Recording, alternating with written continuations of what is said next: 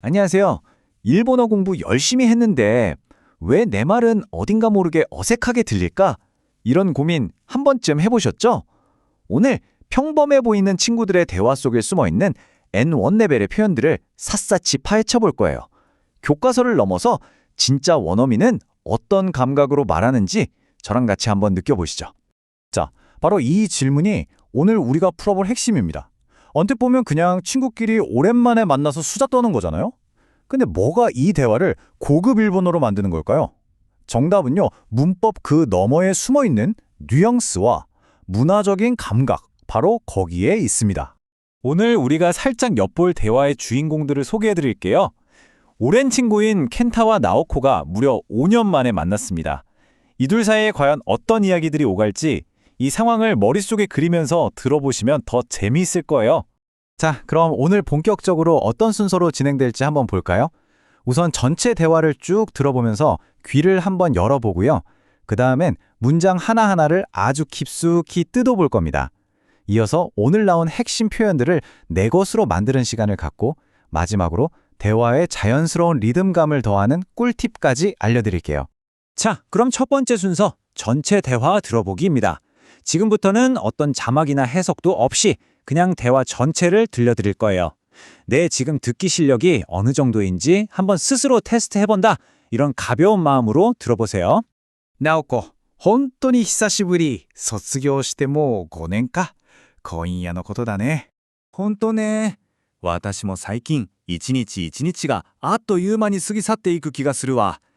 仕事に追われて、心の余裕を持つ暇がまるでないのよ。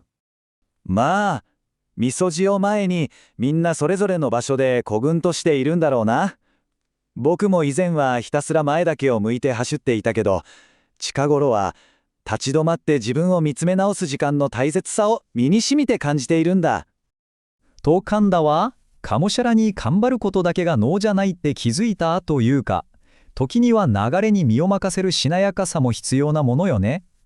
そうだね。試行錯誤を繰り返しながら少しずつ大人になっていくんだろう。近いうちに他の友達も呼んで積もる話でもしようよ。じゃあ、音でしたか。ちょっと出りしまいますか。괜찮아요。지금부터 대학가는 속에 스마리아노 오시게토 스마리오 보석3단 교견들과 하나씩고 하나씩 같이 가네보때 고를까 아니요. 좋습니다. 이제부터가 진짜죠. 이 대화가 왜 그냥 평범한 수다가 아니라 고급 일본어인지 그 비밀을 한번 제대로 파헤쳐 보겠습니다. 핵심 표현들 하나씩 뜯어볼게요. 자, 켄타의 첫 마디에 나왔던 이 표현, 코인 야노코토 시다네. 이거 혹시 들어보셨나요?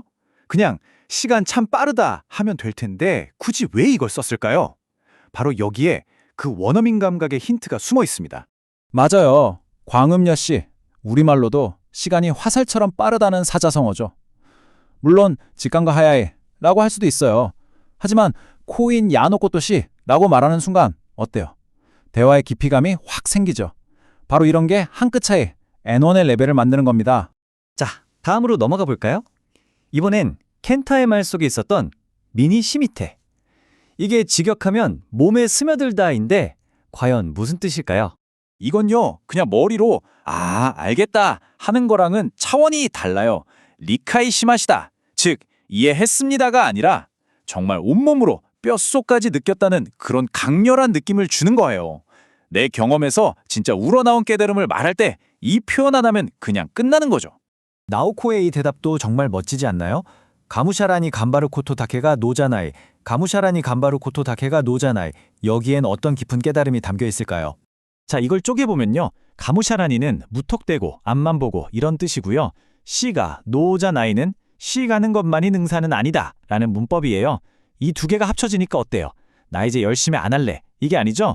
예전처럼 무식하게 노력만 하는 단계는 지났다. 이제 좀 더 현명해졌다는 어떤 성숙함이 느껴지지 않으세요? 좋습니다. 지금까지 우리가 분석한 내용들 머릿속에 잘 정리되도록 한번 쫙 모아볼게요. 자, 오늘 나온 핵심 단어장입니다.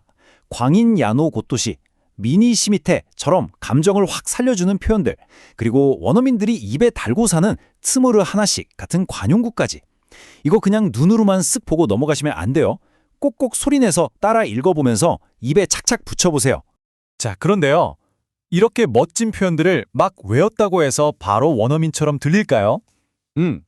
아직 2% 부족합니다. 마지막 비밀병기가 남았거든요. 바로 대화의 리듬감입니다. 첫 번째는 오늘 본 것처럼 광인 야누고토시, 코인 야누고토시 같은 사자성어나 관용구를 대화에 섞어 쓰는 거예요. 깊이가 달라지죠. 그리고 두 번째, 이게 정말 중요한데요. 나오코가 말했던 기즈이타 또유까 기억나세요? 라구나 할까? 이렇게 단정적으로 말하지 않고 살짝 여지를 주는 쿠션 같은 말들. 이런 걸 중간중간 넣어주면 말투가 훨씬 부드럽고 자연스러워집니다.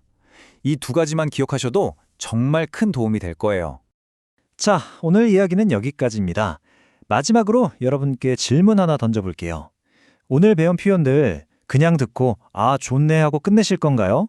딱 하나만이라도 좋으니까 이번 주에 한번 써먹어보는 건 어떨까요?